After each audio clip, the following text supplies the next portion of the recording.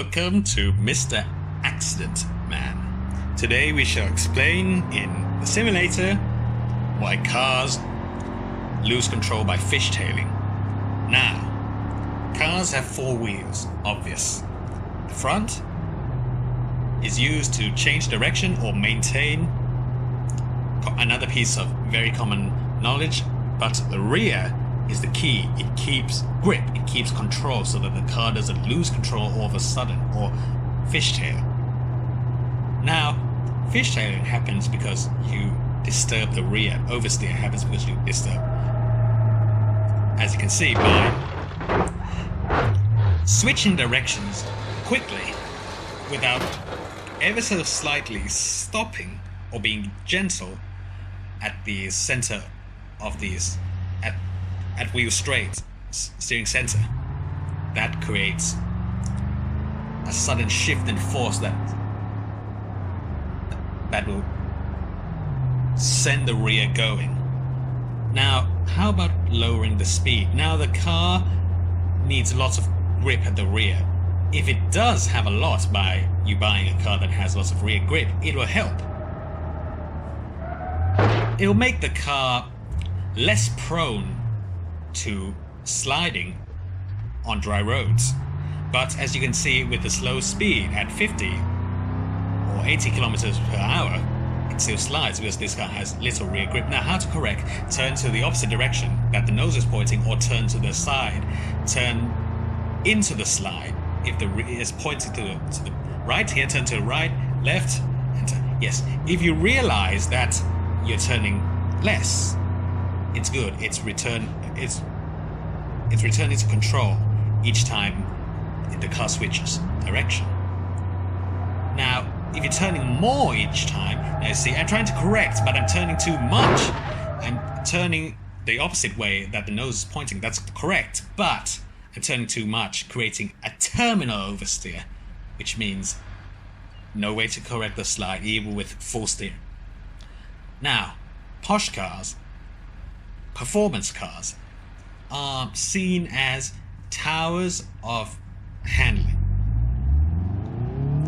But they do have their handling deficiencies. It is not a myth. It's real life. They will easily lose control, even more so than normal cars, in some cases.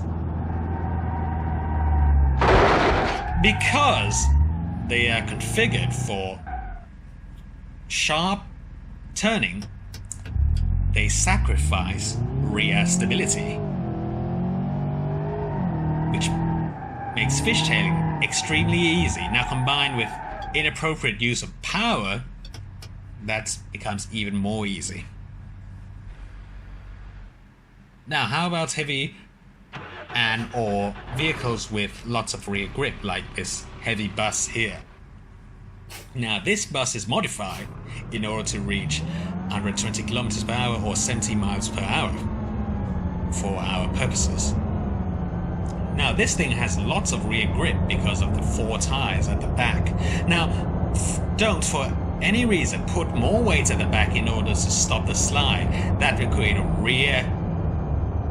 rearward weight distribution, creating even more ease for the slide at high speeds. A certain sports car had lots of weight at the rear, which created lots of sliding. So please do not attempt that for high-speed driving on dry surfaces. Now, back to the bus. You can see that the slide is very gentle. Now, it's difficult to enter into the slide because of the four wheels at the back, the four tires, and it's gentle once you are in this fishtail, the slide, because of the long wheelbase. But it does come with a disadvantage of slow evasion because of the massive grip. You see, I can't evade that thing just in time. Now, if you're buying a car, you need a balance of these two in order to have great safety, because too much grip means no slide, but no evasion. too little grip at the back may mean lots of evasion but no control. So lots of consideration should be used in buying a car. Thank you very much.